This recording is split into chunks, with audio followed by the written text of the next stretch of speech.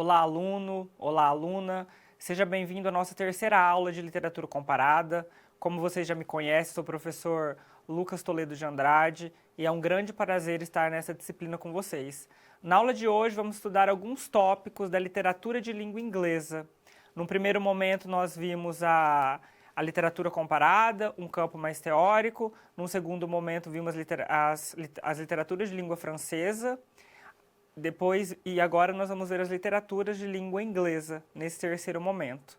Lembrando que vamos partir sempre de uma perspectiva comparatista, tentando pensar esses momentos da literatura inglesa relacionado à literatura de língua portuguesa, que é a literatura que nós estudamos. Então nós vamos ao quadro para que nós possamos fazer a contextualização da nossa aula de hoje. Quando falamos de literatura de língua inglesa, vamos pensar aí na Grã-Bretanha, que está aqui no mapa, né? A Grã-Bretanha é uma ilha que tem Inglaterra, País de Gales e a Escócia atualmente. Nós vamos debruçar especialmente na Inglaterra. E aí, falando da literatura inglesa, vamos passar pela literatura medieval, vendo os fenômenos mais importantes aí dessa literatura. É uma literatura que tem poucos nomes importantes, mas é nela que nós vamos ver o Geoffrey Chaucer. E também vamos falar da matéria Bretanha, um período importante da história, vamos falar das invasões normandas e vamos falar aí da passagem, a transformação do Old English para o Middle English, né? O inglês antigo para o inglês médio. E aqui, como estamos falando de um período medieval, estamos falando de uma cultura teocêntrica, centrada na figura aí de Deus, Deus como centro de todas as coisas. Passaremos então pela literatura renascentista, né? Saímos da Idade Média, entramos no Renascimento, o período em que a Inglaterra vive a Era Elisabetana, que é governada por Elizabeth I, conhecida como a Rainha Virgem. Esse período é tido como idade de ouro para as artes, né? Para a cultura, e aqui o drama é muito forte, o teatro, com o nome, por exemplo, de William Shakespeare, esse grande autor. Passamos para o romantismo marcado aí por uma quebra e recusa às convenções formais clássicas. Vemos uma livre expressão do sentimento aqui, que vai formalmente também ser muito livre, pensando na estética, na própria estética literária, e aqui é um momento em que a imaginação toma conta. Depois passaremos para a Era Vitoriana. A Era Vitoriana é um período importante, um período de muita prosperidade para as classes ricas da Inglaterra, porém um período em que as condições de trabalho se tornam péssimas para o povo e, como a gente sabe, a literatura reflete esses períodos históricos. Após isso, vamos passar para a literatura norte-americana. Sabemos que a Inglaterra colonizou os Estados Unidos, então vamos falar dos Estados Unidos e da literatura dos Estados Unidos. Passaremos pelo romantismo, que tem aqui aquela ideia do foco no eu. Nos Estados Unidos, por ser uma colônia inglesa, temos a ideia aqui no romantismo de construção da identidade de nação, a evasão poética de alguns poetas românticos, e é importante, quando falamos do romantismo, a gente saber que é um movimento variado, né? São romantismos, então existem muitas características aí na diversidade dos poetas. Passaremos para o realismo oriundo de um período aí em que o otimismo da jovem democracia é abalada e é um período de exaustão. Então nós vemos uma literatura que vai falar e criticar esse período e chegamos ao modernismo, que tem aí o início da vida moderna, o rompimento brusco com o passado e aí vai ser um momento aí de questionar a tradição clássica, de questionar as próprias convenções literárias e um momento de experimentação.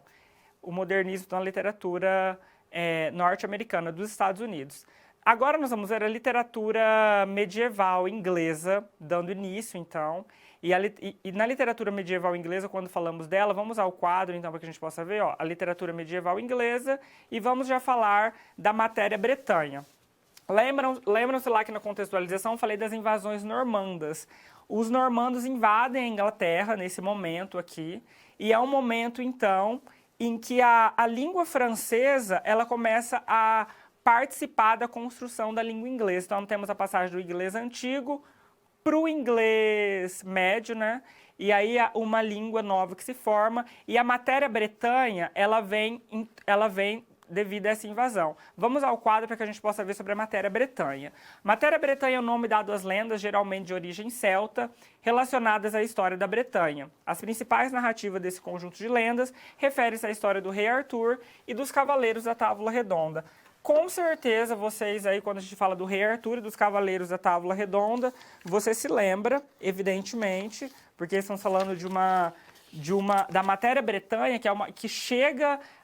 essa matéria bretanha ela é de origem celta, tá, pessoal? Ela vai chegar na Inglaterra via França. Então, teve a invasão normanda e essa inspiração da matéria bretanha chega à Inglaterra. E a lenda do rei Arthur, ela está impregnada na nossa cultura ocidental. Quando falamos, então, dessa história do rei Arthur, dos cavaleiros da Távola Redonda e de todos os personagens que são importantes, a gente se vale principalmente desse livro aqui, A Morte do Rei Arthur, do Sir Thomas Malory, que foi publicado em 1484, no século XV. E o Thomas Malory é a nossa principal referência para tratar das lendas arturianas. A obra dele, publicada nesse período, ele consegue tratar dessa lenda, e muito do que chega ao nosso tempo se refere a essa ligação, a essa produção do Thomas Malory na morte do rei Arthur. E vamos pensar que lá no século XV, estamos no século XXI já, e isso influencia a nossa cultura totalmente. Eu chamo o quadro agora para que a gente possa ver essas influências do rei Arthur na cultura ocidental. Tem muitos filmes do rei Arthur, temos o Rei Arthur, a Lenda da Espada, temos outro aqui, Rei Arthur, muitas versões. Temos esse livro, que é uma adaptação em língua portuguesa, uma adaptação brasileira do livro do Thomas Malory, então Rei Arthur e os Cavaleiros da Távola Redonda. Temos séries como, por exemplo, Camelot, que é uma série que traz à tona um personagem da história do Rei Arthur e dos Cavaleiros. E aqui eu também trago a Morgana do Castelo Rá-Tim-Bum, a feiticeira Morgana, que é uma referência também à história do Rei Arthur. A feiticeira Morgana, ela existe dentro dessa narrativa. Então é importante a gente perceber que a gente está tratando de momentos aí da literatura inglesa, mas que são fundamentais para toda a cultura ocidental. Basta nós vermos ainda hoje, na nossa atualidade, como que as séries e filmes e histórias surgem em torno disso, né? Não é só o Rei Arthur que é importante, mas toda a ideia em torno dele, a própria, aí, como vocês viram, a feiticeira Morgana do Castelo Rá-Tim-Bum, muitos até se surpreendem em saber que a inspiração para a tia do Nino aí, nesse programa infantil que fez muito sucesso no Brasil, é uma referência à lenda do Rei Arthur e dos Cavaleiros da Távola Redonda, que vem aí, então, por essa origem celta. E isso tem muito a ver com essa invasão normanda no território inglês, né? Por quê? Porque apesar dessa invasão aí, ela ser ruim para a cultura bretanha, de maneira geral, né? Ela é importante porque a cultura desse país vai se alastrando por todo o continente. Antes nós tínhamos no período aí de um continente mais fechado, e agora a gente tem uma grande infiltração das influências em todo o continente europeu, e isso vai ao longo da história, chega até nós. Então vejam a relevância, quando a gente pensa em literatura comparada, os ideais de ser heróico, os ideais de luta, né, de força, de ser o escolhido, né, que o Rei Arthur é aquele único que vai conseguir tirar a espada que está cravada. Então, todos esses ideais, eles chegam aos nossos tempos e influenciam não só a cultura ali fílmica, como a gente vê, de séries televisivas, mas outras narrativas em livros. Provavelmente você consegue aí trazer vários exemplos de toda essa influência que esse período tem em toda a cultura ocidental. Então, falar da invasão normanda, da passagem do Old English para o Middle English, é falar da matéria bretanha. E é interessante dizer, então, dessas poucas referências literárias do período, no Old English, por exemplo, só se tem conhecimento aí da lenda de Beowulf, que é uma narrativa que nem tem um autor certo, que marca o Old English, que é um inglês muito diferente do que a gente conhece, e depois do Middle English, essas outras histórias, né? O inglês médio já é bem mais próximo do que a gente conhece, e dentro dele tem uma grande influência francesa devido à invasão normanda.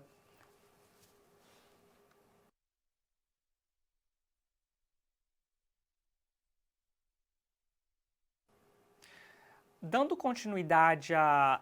Vamos falar sobre a literatura agora medieval inglesa, pensar sobre ela. E é importante já dizer que não há muitos nomes importantes nesse período, né?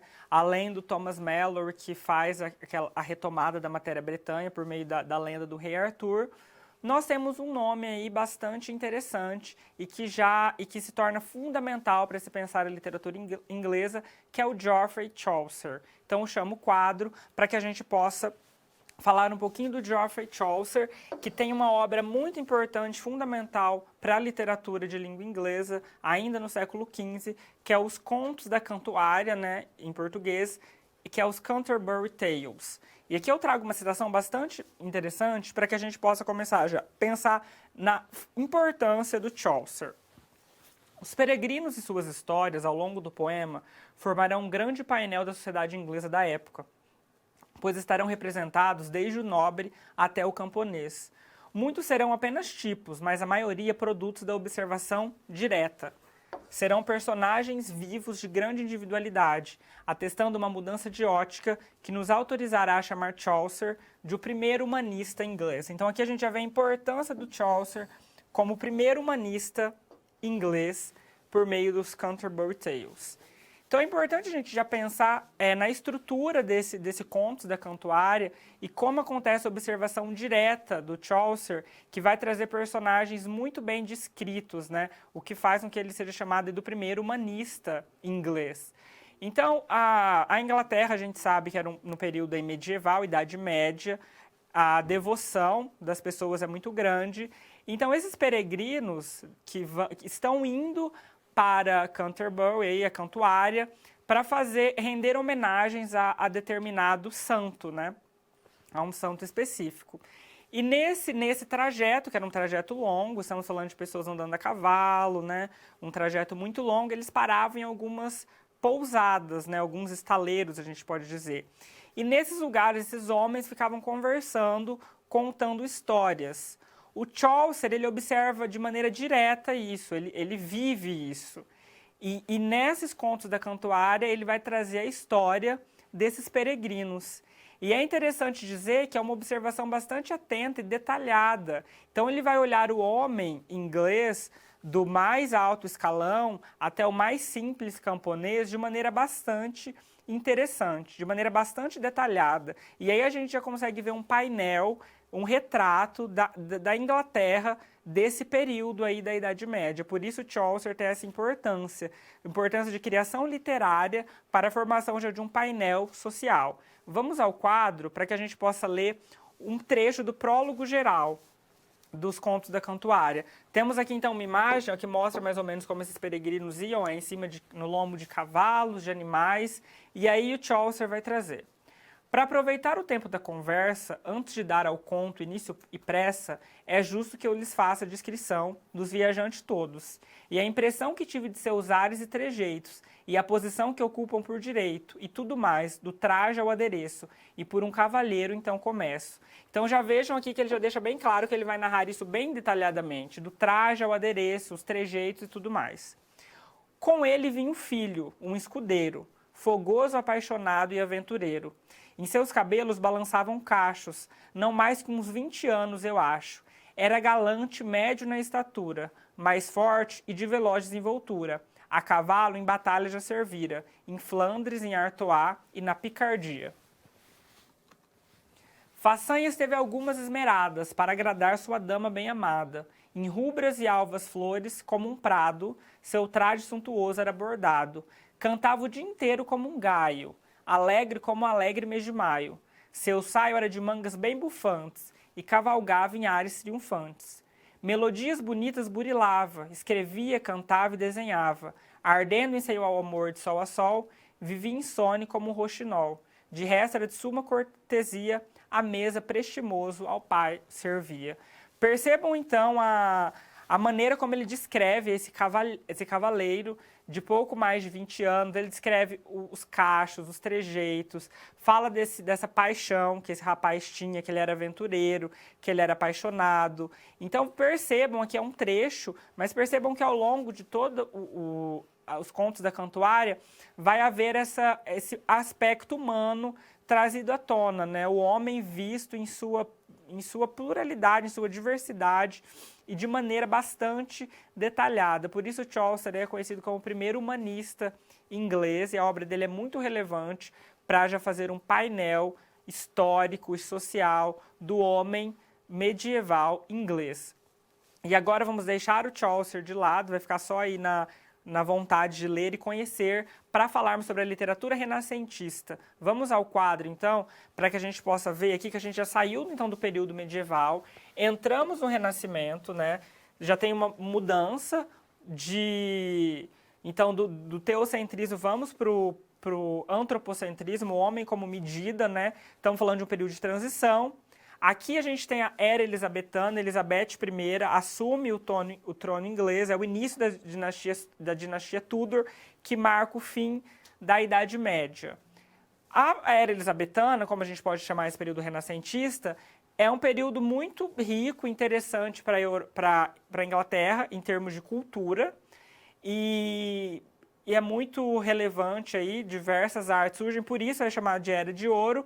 E aqui a gente pode destacar principalmente o teatro e a figura de William Shakespeare, que é um autor conhecido por todos nós. Shakespeare se tornou muito famoso por suas peças, por seus dramas, que ele escrevia para serem encenados. E aí eu trago alguns nomes de algumas peças de Shakespeare e os diversos gêneros que ele escreveu dentro do próprio gênero dramático, né? Os subgêneros aí. Temos as peças históricas, com Ricardo III, as comédias, Sonho de uma Noite de Verão, as tragédias, que é onde aí o Shakespeare se tornou mais famoso, a produção dele mais interessante está na tragédia, Hamlet, Macbeth e Otelo, e temos a tragicomédia com A Tempestade. Shakespeare é um autor fundamental da literatura inglesa e da literatura ocidental. O Shakespeare marca a nossa literatura para todo o sempre, devido a diversos fatores que fazem com que ele seja importantíssimo. É interessante dizer que o Shakespeare ele não pensou em escrever isso como obra literária e publicar. A intenção dele era realmente escrever para que essas peças fossem encenadas. Se não fossem dois amigos do Shakespeare a reunir essas obras, talvez muitas peças teriam sido perdidas. E é interessante pensar que mesmo não pensando em escrever essas obras serem publicadas como obra literária, é a genialidade que o Shakespeare tinha com a palavra, com o verso. Vamos ao quadro para a gente pensar um pouquinho aí sobre a obra do Shakespeare, falando das tragédias especialmente. Todas essas tragédias são peças de grande fôlego, em que mais se evidencia a grande marca do gênio de Shakespeare, a capacidade de abarcar os mais variados e desconcertantes aspectos do gênero humano. Hamlet, o que é? É uma história sensacionalista de assassinato, suicídio e loucura, se você quiser vê-la a nível do melodrama. É o sutilíssimo estudo de uma personalidade dividida entre a ação e a ponderação, se você a vir pelo lado do estudo psicológico. É uma síntese do homem do século XVI, perdido entre os mandamentos da velha ordem medieval e de uma nova ordem humanista e que se esforça por ser racional. É o habilicíssimo uso do verso, das possibilidades de um idioma, que vai se firmando mais e mais como linguagem literária. Perpassa todos esses níveis de interpretação a capacidade de observação profunda e acurada do mistério humano. Assim, se você a ler com atenção, ainda vai chegar a outras possíveis conclusões. Então, é interessantíssima essa reflexão, que ela mostra a genialidade de Shakespeare e entender o aspecto humano. Ali ela trata da tragédia ali, Hamlet, que é uma tragédia muito interessante da obra de Shakespeare, e os professores aí dessa citação vão mostrar que ela pode ser lida de diversas formas, e se você for lê-la hoje, você vai lê-la de outra maneira, de tão grandioso a maneira como Shakespeare observa o gênio humano e trabalha com o verso, né? Preocupado diretamente com a apresentação para o público. No período, Shakespeare atendia um público muito vasto, que ia desde o mais rico, lá, homem da cultura, até o camponês mais pobre. Então, nas peças dele, ele tentava tratar todos esses públicos, então tinha reflexões filosóficas, tinha assuntos mais banais, tudo em uma única peça. É interessante pensar. Agora chamo o quadro para que a gente possa ler um trecho de Hamlet. É um dos trechos mais famosos da peça Hamlet, é um monólogo em que o Hamlet aí está refletindo sobre a vida, sobre o que ele vive dentro dessa peça teatral. Ele diz assim: ser ou não ser? Eis a questão. Será mais nobre sofrer na alma pedradas e flechadas do destino feroz, ou pegar em armas contra o mar de angústias e, combatendo, dar-lhe fim? Morrer, dormir, só isso. E com o sono dizem extinguir dores do coração e as 1000 mazelas naturais, a que a carne sujeita, eis uma consumação ardentemente desejável. Morrer, dormir, dormir, talvez sonhar. Aí está o obstáculo. Os sonhos que hão de vir no sono da morte, quando tivermos escapado ao tumulto vital, nos obrigam a hesitar. E é essa reflexão que dá à desventura uma vida tão longa. Então esse trecho famosíssimo da obra de Shakespeare é da peça Hamlet, que a gente viu ali anteriormente. E aí a gente vê toda essa reflexão sobre a vida, sobre o medo da morte, esse personagem atormentado, que é o Hamlet. E a gente consegue ver tudo isso ali dentro da produção shakespeariana. E isso chega ao nosso tempo com uma força absurda, a gente sabe disso. Quem nunca ouviu Ser ou Não Ser, eis a questão. Isso daí já foi adaptado das mais diversas e variadas formas. Agora, depois que a gente já pensou um pouquinho sobre Shakespeare, chamo você para pensar comigo sobre isso. E por isso aí atividade de interação. Vamos pensar, você aí e eu aqui, vamos tentar construir uma reflexão sobre a obra do Shakespeare. Vamos ao quadro, então, para que eu possa ler aí para vocês. Sabemos que Romeu e Julieta é uma das mais conhecidas tragédias shakespearianas. A história do amor impossível dos jovens das famílias Montague e Capuleto serviu e ainda serve de mote para muitas produções artísticas, o que revela a atualidade da obra de William Shakespeare. Levando em consideração a afirmação anterior, reflita sobre o porquê das peças, especialmente as tragédias desse importante dramaturgo da era elizabetana, serem ainda atuais e relevantes para o mundo contemporâneo. Eu trouxe aqui Romeu e Julieta porque provavelmente é a peça mais conhecida, já foi adaptada para muitos filmes, peça de teatro, acaba sendo o mote de todas as histórias de amor impossível aí, entre famílias rivais, é o grande mote aí, vem de William Shakespeare. E eu uso isso, mas a gente pode falar de Hamlet, Macbeth, Otelo, todas peças que são extremamente atuais. Por que será, então, a atualidade desses textos? A reflexão é essa. Porque escrita lá no período do Renascimento, na era elizabetana, há tantos séculos atrás, chega com tanta força no nosso presente.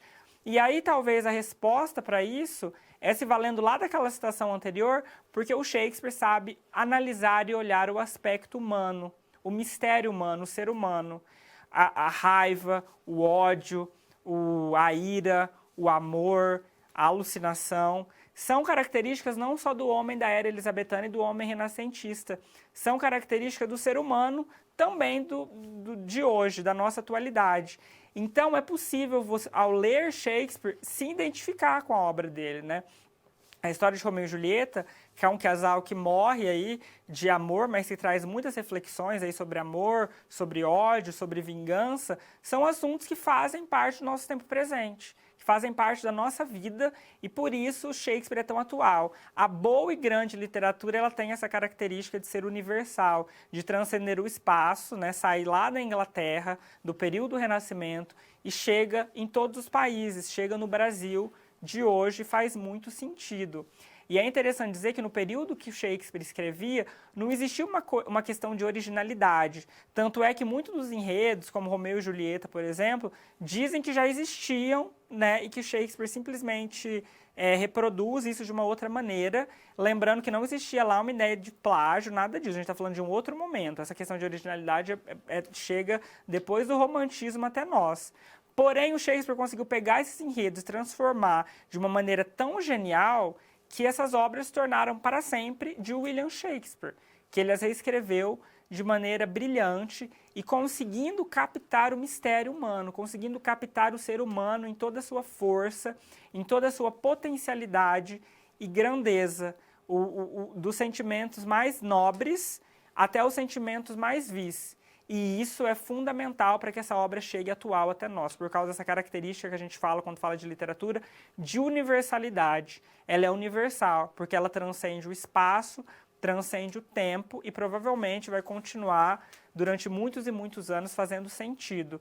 para homens e mulheres de qualquer lugar e época, devido à genialidade desse autor, desse dramaturgo.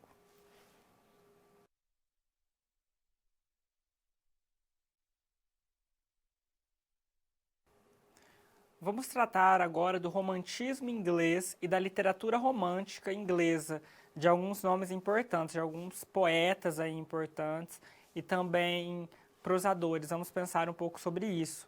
Chamo então o quadro para que a gente possa ver as figuras aí que marcam o início do romantismo inglês. Estamos falando de William Wordsworth e Samuel Taylor Coleridge, que são considerados aí os nomes como marco inicial do romantismo, por meio da publicação de Lyrical Ballads em 1798, traduzida para o português como Baladas Líricas.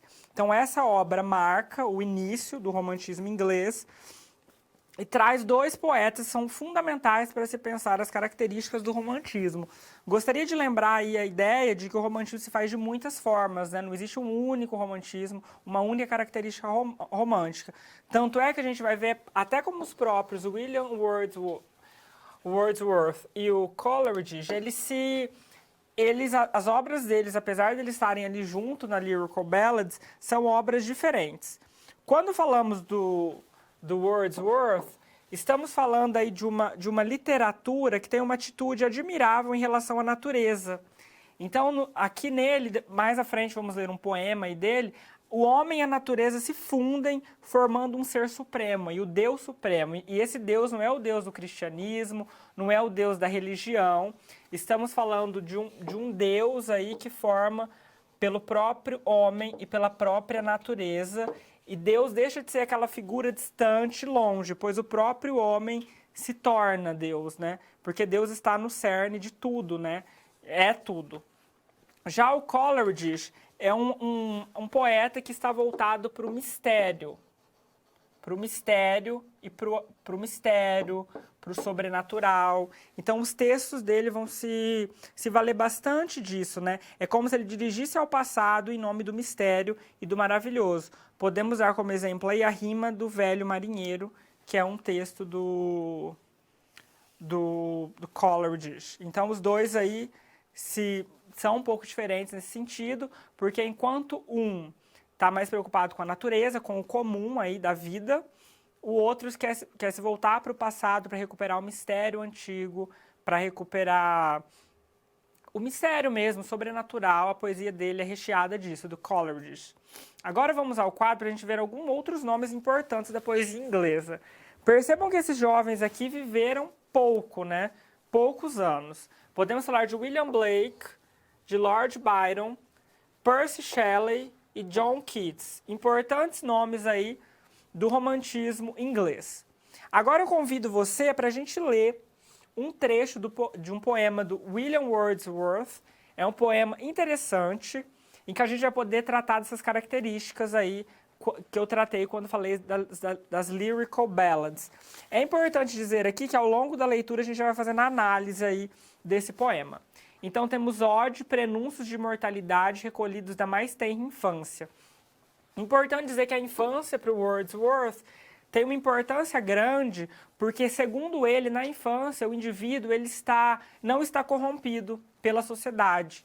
E aí o indivíduo aqui se aproxima muito da natureza mesmo, pois tem aquela inocência, a virtude da criança. Então, a natureza e o indivíduo infantil são muito próximos, muito parecidos. Então, Wordsworth faz essa relação aí, né? Dessa volta para a infância. E percebam aqui agora, durante a leitura, como que a natureza se enche de vida, de cores e de beleza dentro da poesia dele. Houve um tempo em que a relva, a fonte, o rio, a mata e o horizonte se vestiam de uma luz grata. Visto que assim me pareciam, e da opulência que nos sonhos é inata, hoje está sendo tal como foi outrora. Seja o que for eu, na luz ou breu, eu não verei jamais o que se foi embora. Percebam então aqui a natureza, a relva, fonte, rio, mata, horizonte, eles se vestem, Quem se veste é o ser humano, então aqui a natureza ela ganha características humanas, se vestem de uma luz grata, de gratidão, esse olhar grato, né, para tudo. E aí ele vai descrevendo, falando do sonho e falando que ele não vai ver mais o que já se foi embora, como se ele estivesse retornando àquela infância, né? Aquele tempo que não volta mais, mas que fica extremamente marcado, que é imortal, tem essa característica de uma imortalidade. E a infância ajuda, então, ele a pensar a natureza. Percebam como ele usa elementos naturais o tempo todo. O arco-íris vai e vem, e a rosa nos faz bem. Alegre a lua nota, que o céu está completamente nu. À luz de estrelas a água brota, e é belo que ela reproduz. A aurora é sempre um nascimento, e contudo eu sei muito bem que a glória passou por nós em algum momento. É como se a glória estivesse dentro desse poeta na própria infância, né? A glória que passou em algum momento está na infância. E aí mais diversos outros elementos da natureza, arco-íris, rosa, céu, estrelas, água.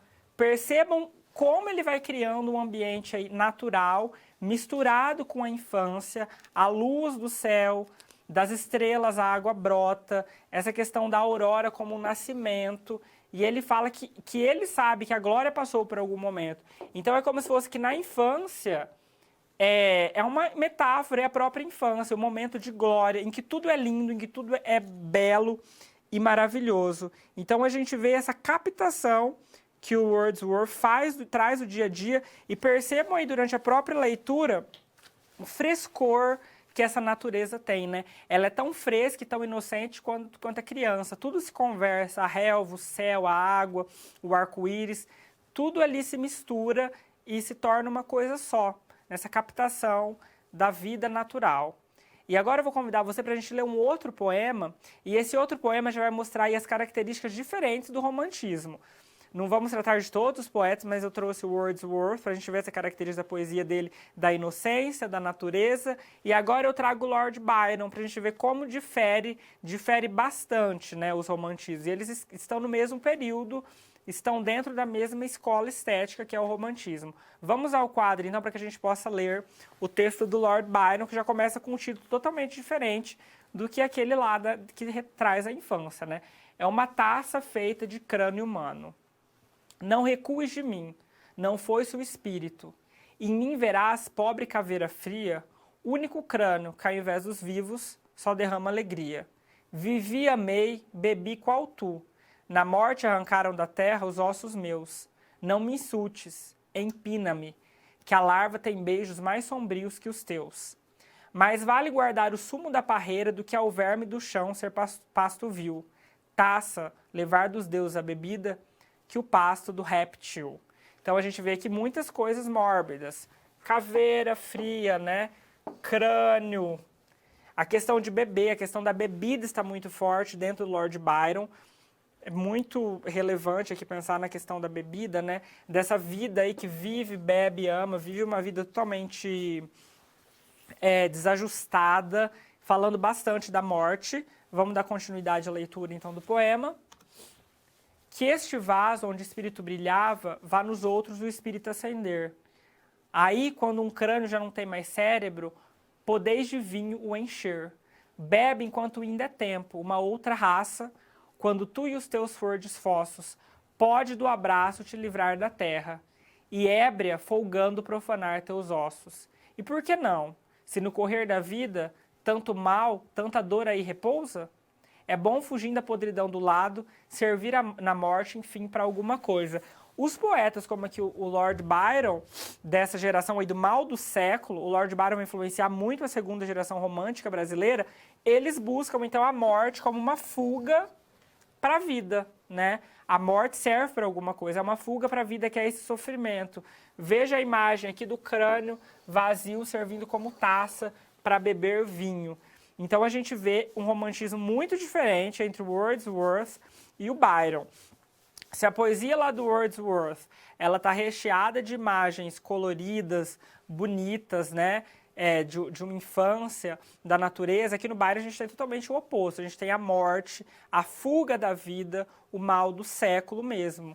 Essa ideia é chamada de mal do século, que é daqueles daqueles poetas que viveram pouco e tinha uma poesia totalmente voltada para esses temas da morte, da morbidez, da necrofilia. É muito comum a gente ver nesses poemas cemitério, mortos, né, tumbas, sempre à noite, sempre, mesmo que for dia, sempre vai ser muito cinza. Então é bem interessante perceber.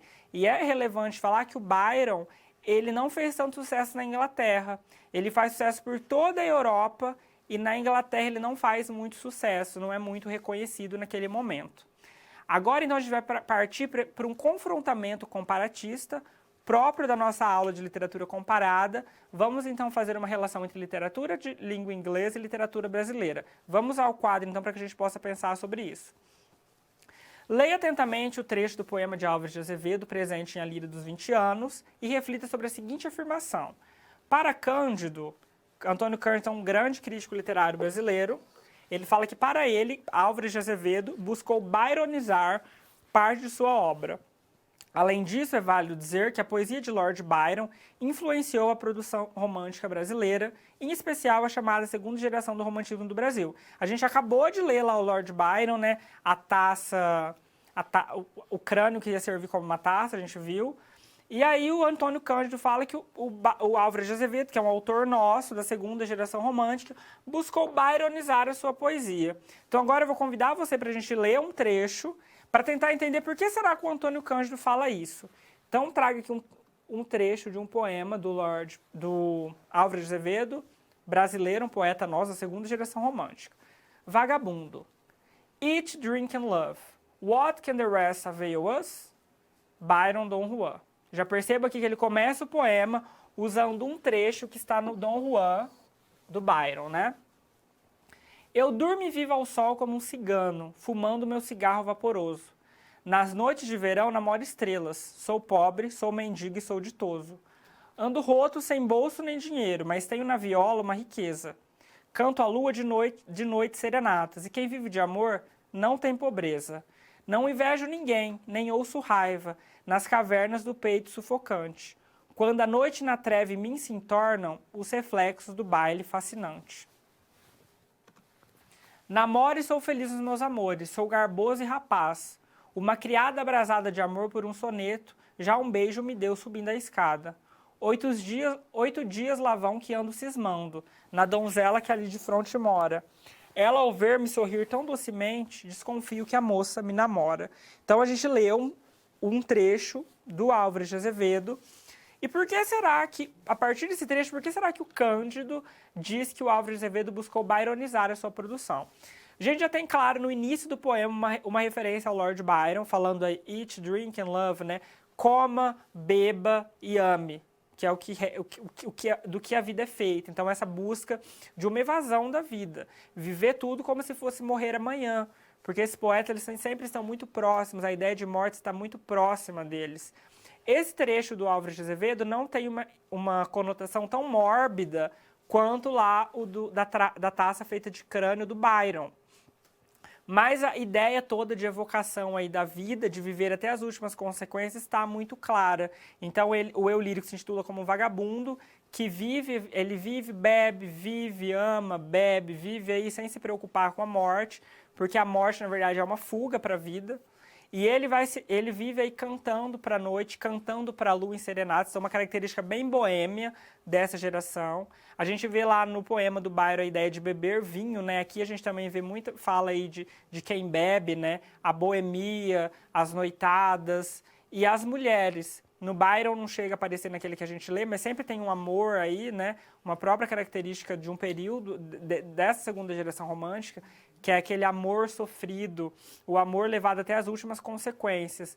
E aqui a gente tem esse eu lírico que se intitula como Vagabundo, que ele vai se relacionar com muitas, ele não ama uma só. Uma hora ele fala de uma criada, outra hora de uma donzela, ele não tem nem separação aí social mesmo, né? Ele fica com todas as mulheres, ele vive a vida, vamos dizer assim, vive a vida loucamente, sem pensar no amanhã, sem pensar em nada. Isso está dentro de um fundamento do mal do século, que é a evasão mesmo poética da poesia como uma fuga da vida, uma fuga da realidade e um não temer a morte. Vive-se a vida loucamente, porque a morte vai chegar, então a gente vai viver isso dessa maneira.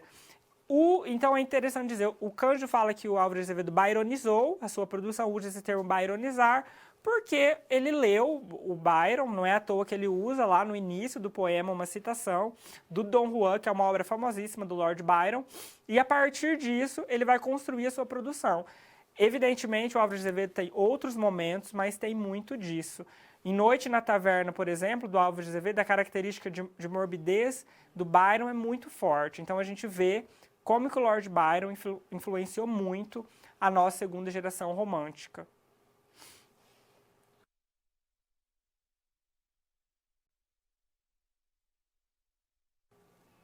Vamos tratar agora da prosa romântica inglesa.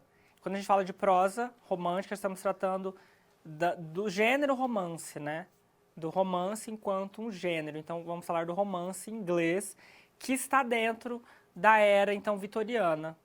O período aí em que a Inglaterra tem uma estabilidade financeira muito forte, que é esse período da era vitoriana. A Inglaterra tem império em todos os cantos do mundo, inclusive na Índia, então é um período em que a Inglaterra está muito rica, né? Muita riqueza, se torna um dos países mais importantes da Europa como um todo, então essa consolidação no período da era vitoriana. Porém, apesar de extrema riqueza, dessa burguesia muito rica, da nobreza também muito rica, as condições de vida, as condições de emprego são péssimas. Então a população, os mais pobres, são deixados à míngua. E aí a gente vai ver um período em que a literatura vai refletir isso também de alguma maneira. Então convido você para vir ao quadro comigo para a gente ler um trecho sobre isso aí. Difícil dizer com segurança como foi que o romance suplantou a poesia e passou a ocupar o papel preponderante na cena literária. Certamente as condições históricas desempenharam seu papel. Como Carlo Cax, o romance é o épico da burguesia, e a era vitoriana é burguesa por excelência. Se a gente pensar na literatura inglesa aí, fazendo um panorama histórico, a gente tem sempre a poesia muito forte, bastante forte. Agora aqui a gente já tem uma atenção maior dada para a prosa que vai se dar no gênero romance. E percebam aí na citação que foi lida, a questão da condição histórica. A própria condição histórica permite que o gênero romance vai se consolidando. E aí a ascensão da burguesia é fundamental, pois estamos falando de para o Lukács aí, o romance ele tem tudo a ver com a ascensão e o surgimento da burguesia. Então não é por acaso que a gente tem essa força desse gênero nesse momento. E agora a gente vai ao quadro para falar das diferentes vozes do romance inglês. A gente vai ver as mais diversas vozes e características. Temos o Walter Scott, que é aí o pai do romance histórico. Charles Dickens, que vai ter um romance bastante crítico aí a esse momento. E Oscar Wilde, que tem um único romance, que é esse que eu trago aqui, mas é um autor fundamental da literatura inglesa. Vamos falar primeiro de Ivanhoe, que é considerado o primeiro romance histórico, isso é interessante dizer, é o primeiro romance histórico da história do romantismo. Esse romance histórico, grosso modo, ele traz uma narrativa que tem no fundo, aí por detrás, um acontecimento histórico que realmente aconteceu na história, geralmente vai trazer personagens que são pessoas que existiram nesses fatos históricos na vida real. Vamos ver em Ivanhoe a exaltação do nacionalismo, valores aí da Idade Média, né, da cavalaria medieval, o heroísmo inglês. Temos como os personagens Ricardo Coração de Leão, o príncipe usurpador João, Robin Hood, que é importantíssimo. O protagonista é Wilfred de Ivanhoe. Apesar disso, são os personagens aí, tanto os personagens grandes, são os personagens anônimos que ganham bastante destaque, o que já mostra um pouco dessa genialidade do Walter Scott. Então agora vamos falar do Oliver Twist, do Charles Dickens. Charles Dickens é um autor importantíssimo do romance inglês. Muito do que ele escreveu já foi... quase tudo que ele escreveu já virou filme, já virou série, já virou tudo. E aqui eu trago o Oliver Twist para a gente falar um pouquinho sobre essa obra do Dickens. É uma obra importante dentro da literatura de língua inglesa. Além de outras, como David Copperfield, são todas aí obras do Charles Dickens. Em Oliver Twist, há uma crítica ao período da Era Vitoriana. Eu já disse aqui no início, né, que era um período em que a Inglaterra se tornou muito rica, expandiu o império, mas as classes pobres viviam na miséria total e ninguém sequer olhava para elas. Quem estava em cima não olhava para quem estava abaixo. E o Oliver Twist é uma criança que vai viver uma vida desgraçada nesse contexto da Era Vitoriana. E o Dickens traz muito personagens infantis, pois isso é uma metáfora para dizer que se a sociedade parou de olhar para a criança, é uma sociedade que faliu enquanto sociedade, uma sociedade que se tornou totalmente desumana, porque a criança é um ser inocente, um ser que deveria ser cuidado pelo Estado, pela sociedade, se tiver que viver de maneira desumana é porque esse Estado falhou. Então, o Oliver Twist tem isso, né? O Oliver Twist é esse menino, é uma narrativa cheia de tramas, de idas e vindas, que tem o seu final aí, que é claro que eu não vou contar, porque te convido a ler. Mas o Oliver Twist é esse menino que vai ter uma vida bastante sofrida, vai viver no submundo de Londres. Para se alimentar, ele vai ser obrigado a roubar para poder comer, para poder sobreviver. Então, vejam como isso se constrói dentro dessa história do Oliver Twist. Os narradores do Dickens possuem sempre um humor ácido, uma ironia bastante interessante de ser percebida. E a história do Oliver Twist, grosso modo, é essa. De um menino, de uma criança, que tem um final aí feliz, né? Depois de muitas reviravoltas, a história caminha entre isso, entre o submundo, e tem essa questão da família do Oliver Twist, que vai se desenrolando, mas mostra o submundo de Londres e a vida difícil das classes mais pobres. Vamos voltar ao quadro agora para falar do Retrato de Dorian Gray, que é o único romance do Oscar Wilde, que foi um importante também dramaturgo. Aqui o Oscar Wilde ele vai usar o mito de Narciso e o mito de Fausto para construir esse texto. São dois mitos, então, que ele usa dentro desse romance importante. O Oscar Wilde sofreu muito no contexto inglês, porque ele era homossexual e ele é, inclusive, preso. A obra dele não é lida, é mal vista. A gente está na Era Vitoriana, é uma era que a moralidade é levada assim, à risca, é um período que a moralidade é muito alta. É uma sociedade totalmente hipócrita, né? Que se preocupa em cuidar de questões morais, mas os mais pobres ela não olha. Então, é esse contexto. E o Retrato de Dorian Gray, grosso modo, de maneira bem resumida, é um rapaz simples que se vê num retrato, na pintura, e se vê como alguém belíssimo. E ele então faz um pacto, vende a alma, para que nunca mais ele envelheça e se torne feio. O que se relaciona com o mito de Fausto, que é um mito aí daquela pessoa que vende a alma para o diabo para nunca mais morrer. E a questão do mito de Narciso é aquele rapaz da mitologia grega que se vê o seu reflexo no rio e se apaixona pela sua própria imagem e acaba morrendo afogado porque não consegue, porque quer encontrar a sua imagem, o seu próprio reflexo dentro das águas. O que tem a ver também com o Dorian Gray, que vai se olhar no quadro e vai se apaixonar por ele mesmo. E depois de fazer esse pacto, o Dorian Gray, então, ele não envelhece mais, mas ele vai se tornando uma pessoa muito horrível.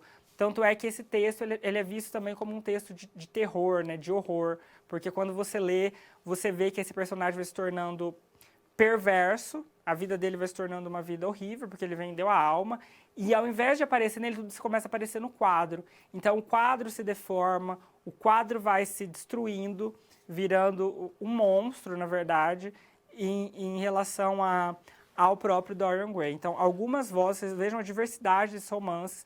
E o romance do Oscar Wilde, aí, ele não tem um final moralizante, né? Se espera que o bem vença o mal, essa luta maniqueísta ele não existe. Na verdade, o Oscar Wilde ele foge dessa moralidade da era elisabetana e ele vai trazer, inclusive, trechos ali bastante filosóficos de reflexão sobre a vida, sobre o homem e a vida humana fora de qualquer divisão maniqueísta ou de moralidade. Agora eu convido você para ler comigo um trecho aí do Oliver Twist, para a gente pensar um pouco nesses narradores do Charles Dickens, que foi aquele segundo romance lá que eu falei, do menino, da criança que vai sofrer todas no submundo de Londres. Então vamos lá fazer a leitura. Dentre os vários monumentos públicos que enobrece uma cidade da Inglaterra, cujo nome tem a prudência de não dizer e a qual não quero dar um nome imaginário, um existe comum a maior parte das cidades grandes ou pequenas, é o asilo da mediunidade. Lá em certo dia, cuja data eu não é necessário indicar, tanto mais que nenhuma importância tem, nasceu o pequeno mortal que dá nome a este livro. Então aqui nasce o Oliver Twist. Perceba esse narrador, ele não quer dizer o nome da cidade, ele não tem a prudência de dizer, não importa a data que ele nasceu, pois isso não tem importância. Olha como ele vai brincando já com o leitor. Uma ironia bastante ácida, humor bastante ácido.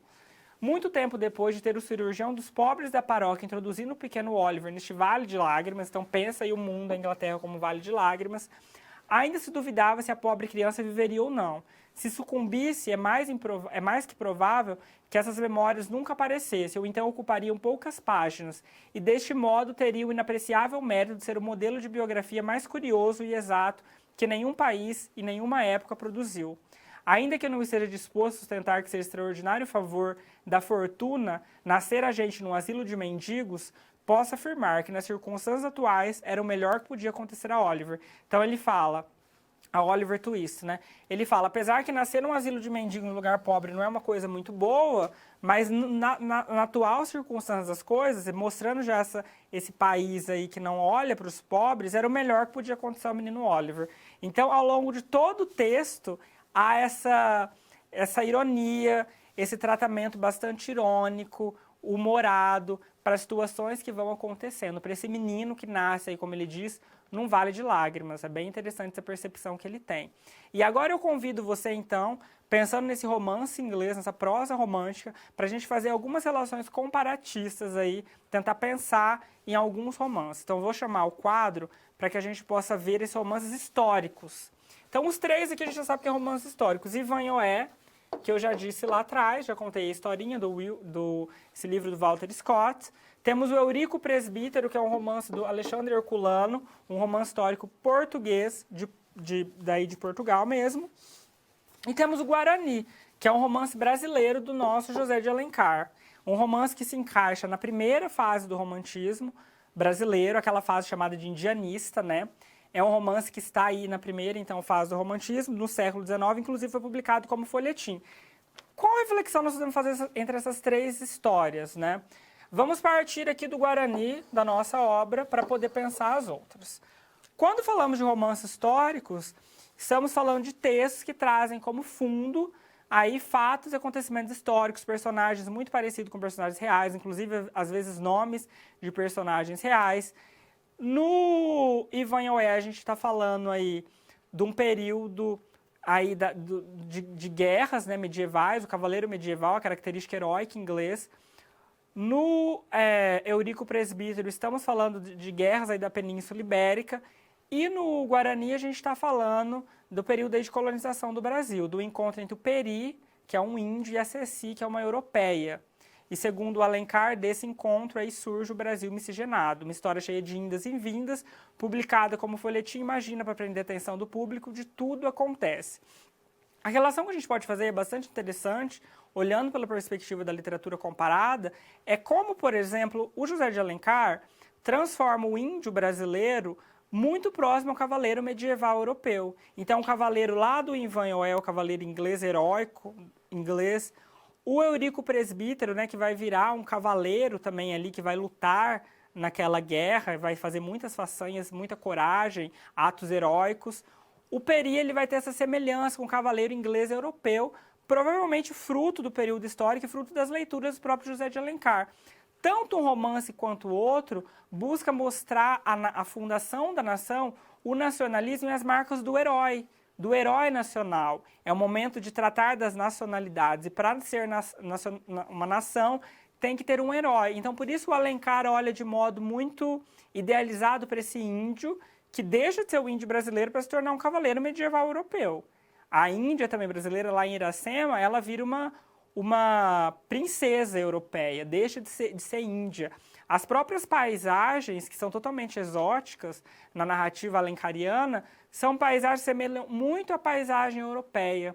As lutas, as tramas, os acontecimentos se assemelham muito lá às guerras europeias do período medieval. Então a gente vê um índio nosso vestido como um cavaleiro medieval europeu. E isso desemboca diversas reflexões que a gente pode pensar aí a partir dessa análise comparatista. Evidentemente, agora, no século XXI, temos um olhar bastante crítico para isso, porque o nosso índio não era desse jeito, mas a gente sabe que é fruto da leitura do Alencar, dos romances aí ingleses, ele lia muito os romances ingleses, romances europeus, provavelmente ele leu Walter Scott, e buscava então essa fundação de um nacionalismo, de pensar a nacionalidade brasileira, assim como os outros lá romances trazem isso. E é interessante perceber que no fim do Guarani, o índio, ele para ficar com a amada, ele abandona seu povo, abandona sua língua, abandona sua cultura e se torna quase um europeu. Então veja as ideias que estão por detrás disso. Atualmente a gente consegue fazer uma leitura bastante crítica desses textos, mas é interessante a gente ter essa perspectiva comparatista e histórica para o entendimento desses 3 romances. Um inglês, um português de Portugal e um nosso, que é o Guarani de José de Alencar.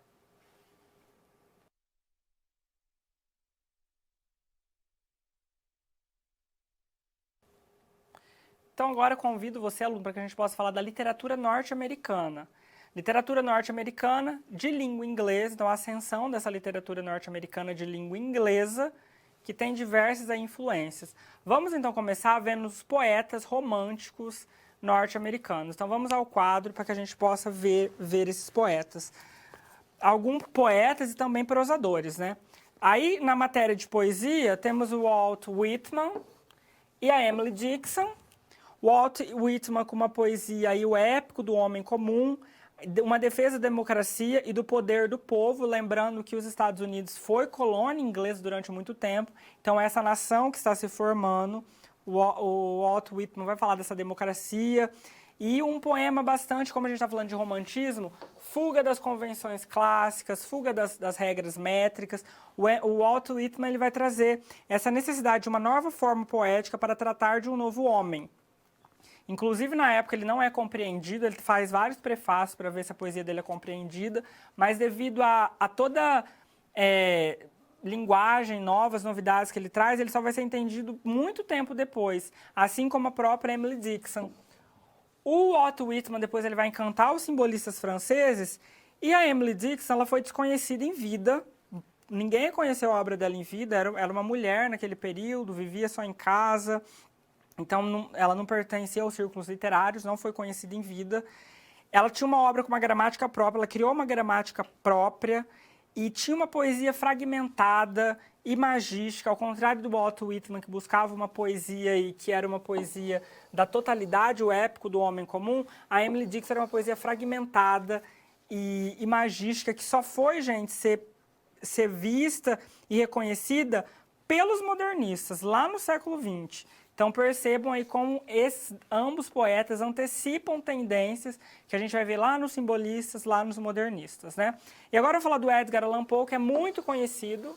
Edgar Allan Poe é o pai das histórias de detetive aí, que a gente fala de Sherlock Holmes, as histórias de Agatha Christie, tem ele aí como pai dessas histórias, da história de terror, de mistério. E o horror no Poe é usado como uma forma de revelar a psique humana. Podemos falar aí da obra dele, O Corvo, o Gato Preto. O Nathaniel Hawthorne, ele vai falar especialmente aí no romance dele famosíssimo, que é a Letra Escarlate, que é a história da Hester Prynne e do Arthur Dimmesdale. Vai falar da América puritana nesse romance e da obsessão calvinista pela moralidade, pela repressão sexual e a questão de culpa e confissão. Então temos aqui um mosaico de autores desse romantismo e algumas características principais de suas obras. Convido você para ler um trechinho do Gato Preto, do Edgar Allan Poe. Já percebam essa narrativa soturna, escura, misteriosa que está no Poe. A imagem ali que eu trouxe já revela meio isso. Então aqui lembram que eu disse lá de estudar a psique humana? Aqui no Edgar Allan Poe a gente vai ver muito isso, essa busca por estudar a psique humana. Porque aqui no Gato Preto ele está falando dos sentimentos de culpa de pessoas que cometem crimes perversos. Então eu te convido para ler o início, para que a gente fique aí com vontade de conhecer mais a fundo a obra do Poe. Não espero nem peço que acreditem na narrativa tão estranha e ainda assim tão doméstica que estou começando a escrever. Louco de fato eu seria se esperasse por isso, num caso em que até meus sentidos rejeitam seu próprio testemunho. No entanto, louco eu não sou, e com toda certeza não estou sonhando. Mas se morro amanhã, hoje alivio minha alma. Meu objetivo imediato é apresentar ao mundo, sucintamente, sem comentários, uma série de eventos meramente domésticos. Então perceba o narrador em primeira pessoa, parece que vai fazer uma confissão, né? Se ele morre, ele está aliviado por fazer essa confissão. Em suas consequências, tais fatos aterrorizam, torturam, destruíram minha pessoa. No entanto, vou tentar explicá-los. Para mim, representam apenas horror. Para muitos, vão parecer menos terríveis que barrocos. No futuro, talvez, algum intelecto será capaz de reduzir meu fantasma ao lugar comum. Algum intelecto mais calmo, mais lógico e muito menos excitável que o meu, que vai perceber, nas circunstâncias que detalho com pasmo, nada mais que uma sucessão habitual de causas e efeitos muito naturais. Então é um narrador que comete um crime perverso e, atormentado por isso, vai buscar descrever aí essa história, que convido você para, curiosamente, procurar lá e lê-la totalmente, para descobrir aí por que o Poe é o pai das histórias de terror e de mistério. E agora vamos ao quadro para que a gente possa ver o realismo norte-americano. Saímos do romantismo e fomos para o realismo. O realismo é uma perspectiva mais realista e crítica da vida. Temos como marco o Mark Twain e o Henry James. O Twain, ele é um raro gênio de humor e de estilo, tem um olhar atraente, muito atual. Ele tem humor popular e de fronteira, né? Mistura aí a cor local e o regionalismo do lugar em que ele vive. Tem obras interessantíssimas, como As Aventuras de Huckleberry Finn. E temos o Henry James, que trata de emoções ali imperceptíveis. A leitura dele sempre está aberta a novas descobertas, né? E sempre ele acredita muito na inteligência do leitor, por isso ele tem uma sutileza, muito sutil o que ele diz, e cada nova leitura esse texto se renova. Como exemplo aqui do Henry James, podemos falar da Volta do Parafuso e A Fera na Selva, que são textos interessantes do Henry James. Para falar do Mark Twain, eu trouxe um trechinho aqui das Aventuras de Tom Sawyer, em que a gente vai ver essa história desse menino travesso, que é o Tom Sawyer, que é o Tom Sawyer é um personagem aí que está por toda a cultura ocidental, já aparece em filmes, inspira muitas coisas, inclusive músicas. E aí vamos ler um pedacinho da narrativa do Tom Sawyer. Tom, nenhuma resposta. Tom, não se ouviu o menor som. Mas o que foi que aconteceu com esse menino? Não faço a menor ideia. Tom, onde você se meteu? A velha senhora puxou os óculos para a ponta do nariz e olhou por cima deles, percorrendo toda a sala com um olhar vigilante. Depois empurrou os óculos para a testa e olhou por debaixo deles. Ela raramente ou nunca olhava através deles para uma coisa tão pequena como um menino, porque estes eram seus óculos favoritos. O luxo e o orgulho de seu coração que ela tinha mandado fazer para ocasiões especiais, não para o uso diário. Se quisesse, poderia olhar através de 2 pedaços de vidro da porta do fogão. Por alguns instantes pareceu um tanto confusa. Então falou sem fúria, mas alto bastante para que todos escutassem. Olha, garanto, se eu pegar você... Então percebam aí essa história aí desse menino, que apronta todas, ele é muito arteiro, muito bagunceiro, engana essa tia dele o tempo todo, essa senhora, que a gente veio procurando os óculos para pegá-la quando enxergava bem. É uma história divertidíssima, tem esse humor, essa característica muito própria do narrador, do Mark Twain, que é um bom humor, aquela vida ali naquela região, que é interessante você aí ler futuramente, conhecer o Mark Twain, que é muito atual, a obra dele é bastante... são livros bastante gostosos de serem lidos, porque é uma leitura simples, fácil e bem-humorada. Agora, então, vamos já para o modernismo norte-americano. Vamos para o quadro, então, para tratar de alguns nomes importantes.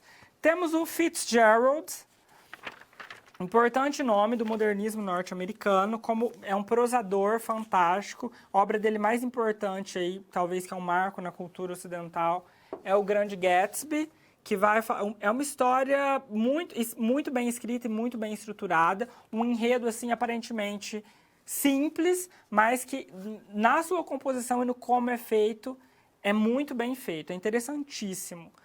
Temos a Gertrude Stein, que é uma poeta, né? Um dos livros dela de poesia é o Botões Tensos, que é muito conhecido. É uma poesia em prosa experimental e abstrata, bem próxima aí do que Picasso fazia nas artes plásticas. Quando falamos de modernismo, falamos de uma recusa da tradição, recusa das medidas e das formas clássicas e experimentalismo, né? Todo mundo aqui, desses nomes que eu trago aqui, estou falando, se vale do experimental, como é o caso da Gertrude Stein. Temos o Hemingway, Ernest Hemingway, que tem uma escrita simples e limpa, não há palavras inúteis, é muito limpa, muito enxuta. Ele já ganhou um prêmio Pulitzer e um Nobel, então já imaginem a grandiosidade do Hemingway. Uma obra dele bastante conhecida, O Velho e o Mar. Ele tem uma escrita universalista, que atinge o homem de qualquer tempo e lugar e traz também alguns cenários exóticos nas suas narrativas. Vamos falar agora do T.S. Eliot, que é um importante aí, poeta estadunidense.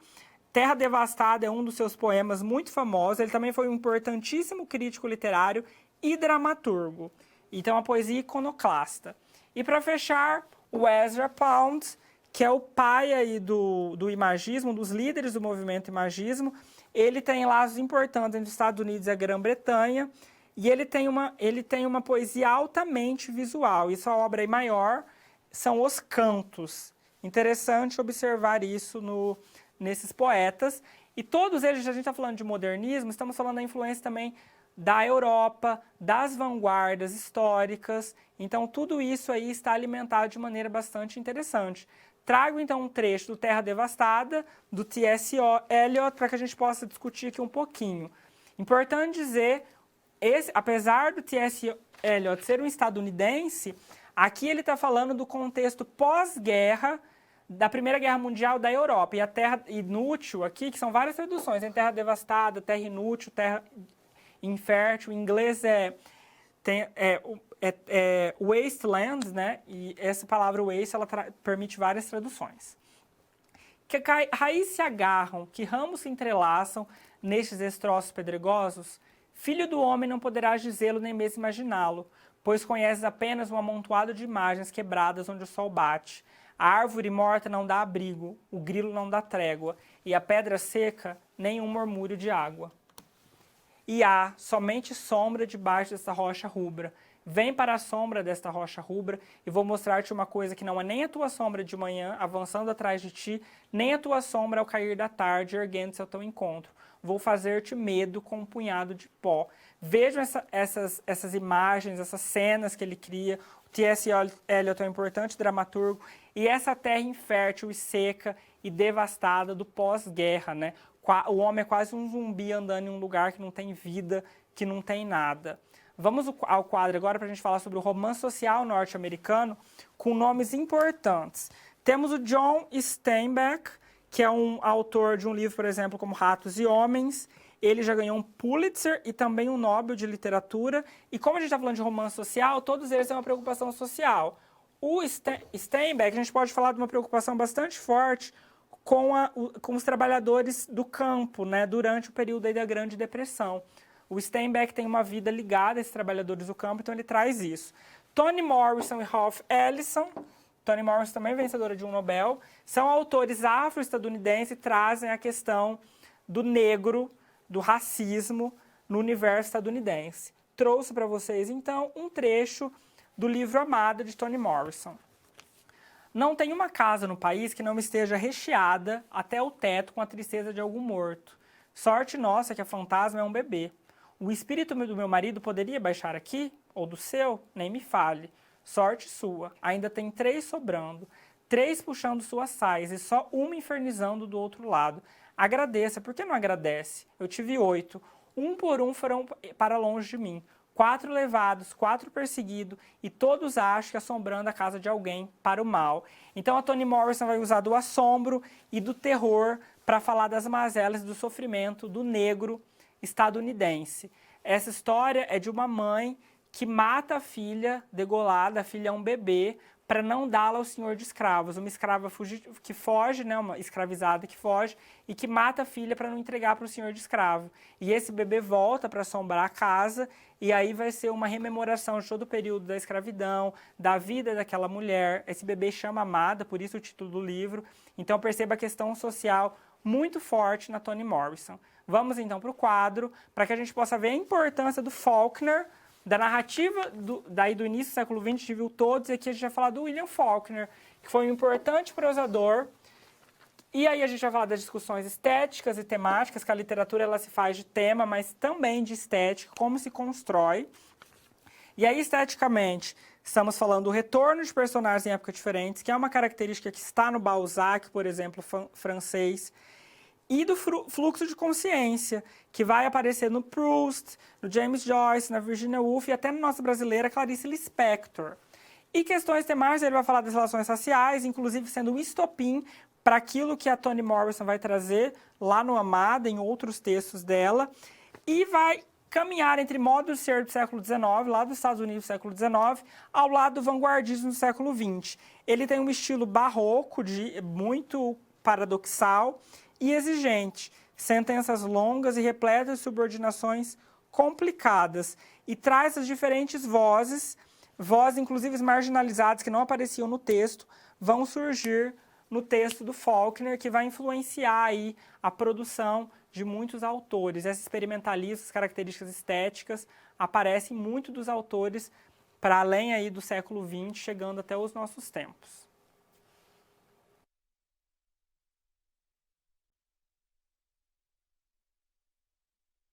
Convido você, aluno, para resolvermos aí uma situação, problema, e pensar em relações comparativas entre a literatura brasileira, a literatura de língua inglesa e pensar agora especialmente nos estudos da tradução. Vamos ao quadro, então, para que a gente possa discutir essa situação. Para resolver essa situação, problema, será necessário realizar a leitura dos trechos iniciais e finais das traduções realizadas, respectivamente, por Machado de Assis, brasileiro, né, o Machado de Assis, nosso grande autor, Fernando Pessoa, português, Milton Amado e Renato Sutana, do poema Corvo de Edgar Allan Poe. Então, esses nomes todos traduziram esse texto para a língua portuguesa e nós vamos buscar entender o quê? Quais comparações vamos tecer entre os poemas lidos, como eles foram construídos e levar em consideração o seguinte, ó, a percepção das diferentes formas de recepção da obra em função da época e do lugar, as diferentes formas de manifestação da linguagem poética e as singularidades existentes das traduções lidas. Lembre-se que o tradutor ele é um ser que habita duas culturas. Ele tem que habitar a cultura da qual ele está tratando, no caso aqui é de língua inglesa, e tratar da cultura aí brasileira, que é a cultura dele, ou a cultura portuguesa, para fazer essa tradução. E, evidentemente, um texto traduzido é um texto reescrito. A gente trabalha com a ideia que não é um trabalho só mecânico, é um trabalho de escritura mesmo. Então, a gente vai ver nessa leitura desses trechos como que foi feita essa tradução de um mesmo trecho do Corvo do Edgar Allan Poe. Então, vamos ao quadro para começarmos aí nessa tradução. Em certo dia, a hora, da meia-noite que apavora, eu caindo de sono e exausto de fadiga, ao pé de muita lauda antiga, de uma velha doutrina agora morta, ia pensando quando ouvi à porta do meu quarto um soar devagarinho. E disse essas palavras tais: é alguém que me bate a porta de mansinho? Há de ser isso e nada mais. E o corvo aí, ei-lo trepado, no branco mármore lavrado, da antiga palas, ei-lo imutável, ferrenho. Parece ao ver-lhe o duro senho um demônio sonhando. A luz caída do lampião sobre a ave aborrecida, no chão espraia a triste sombra, e fora daquelas linhas funerais que flutuam no chão, a minha alma que chora não sai mais, nunca, nunca mais. Então essa é a tradução do Machado de Assis, que a gente tem aqui. Percebam que ela é bastante musical, bastante cheia de rimas, né? Muitas rimas e musicalidade, para mostrar essa cena aí. Agora vamos para a próxima tradução, do Fernando Pessoa. Numa meia-noite agreste, quando eu lia lento e triste, vagos curiosos tomos de ciências ancestrais, e já quase adormecido, ouvi o que parecia o som de alguém que batia levemente aos meus umbrais. Uma visita, eu me disse, está batendo aos meus umbrais. É só isto e nada mais.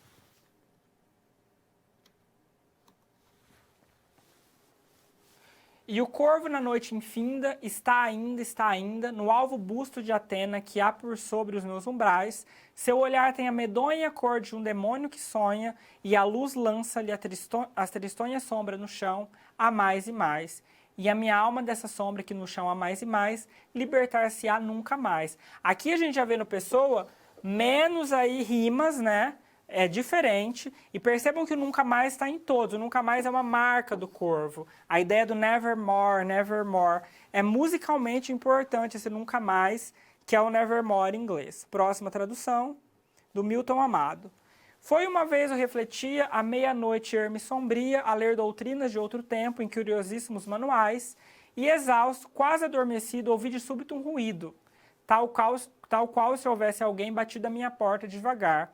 É alguém? Fiquei a murmurar que bate a porta devagar. Sim, é só isso e nada mais.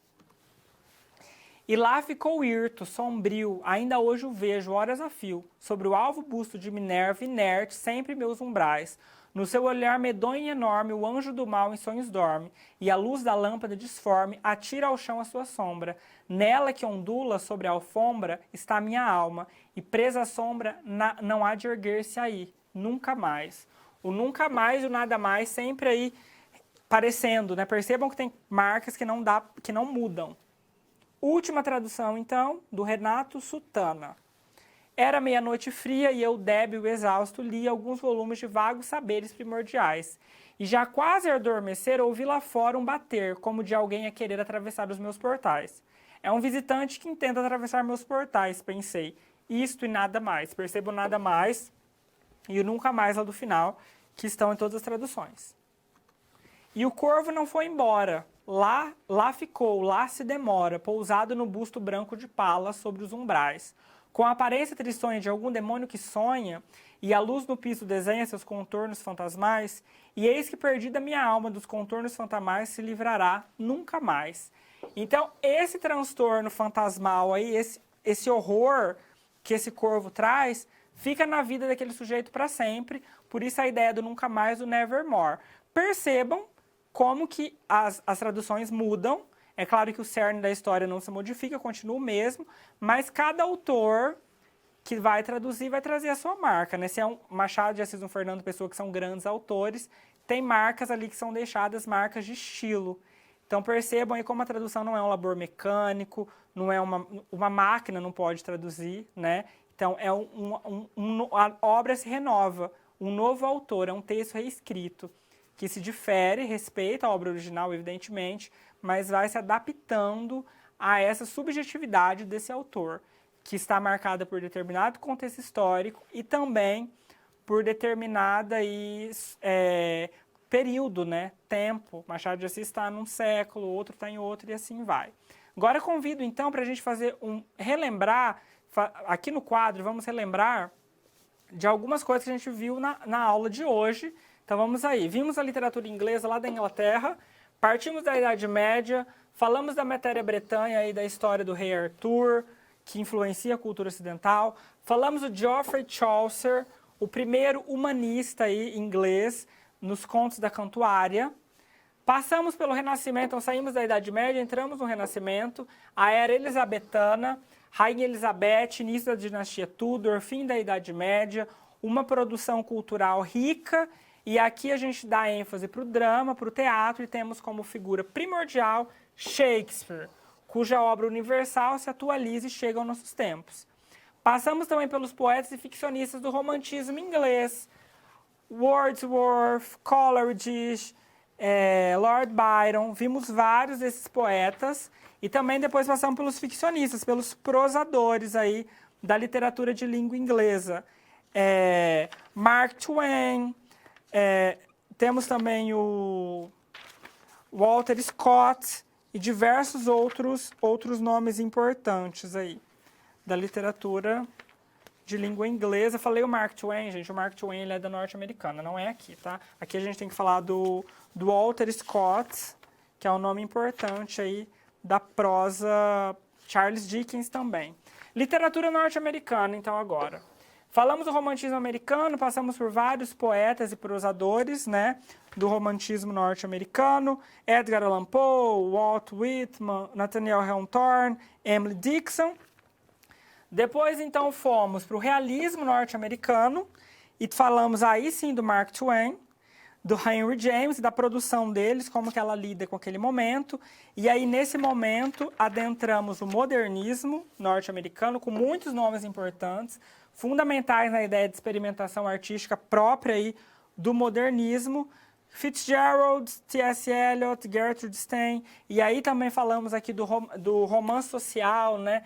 Da questão negra, lá na Toni Morrison, uma coisa que já é iniciada lá com Faulkner, que influencia a literatura de maneira geral, e fechamos a literatura ocidental de maneira geral, como muitos deles influenciam, e fechamos com as reflexões comparatistas, pois estamos na aula de literatura comparada, entre as literaturas de língua inglesa e literaturas de língua portuguesa.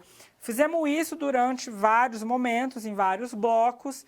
Então, vimos aí os romances históricos, por exemplo, em inglês, lá o Walter Scott, com José de Alencar no Guarani, com o Eurico Presbítero, lá do Alexandre Herculano, a questão do romance histórico. Vimos também o Lord Byron influenciando Álvares de Azevedo no Brasil. Depois vimos lá o Faulkner, da literatura norte-americana e estadunidense, o modo como fluxo de consciência, né, aquela coisa dos mesmos personagens aparecerem em diferentes lugares, está, por exemplo, no Balzac, está também na nossa própria Clarice Lispector, a questão do fluxo de consciência, no Proust, no Joyce, então várias relações comparatistas que nós conseguimos tecer e até tratamos de estudos da tradução, falamos sobre a tradução lá do Corvo, do Edgar Allan Poe e de como essa tradução mostra as diferentes autorias que surgem ali, né? O tradutor como também um autor de um novo texto. Então, agora eu agradeço pela sua atenção, espero ter sido claro, que a aula tenha sido prazerosa. Foi um prazer estar com você e até a próxima.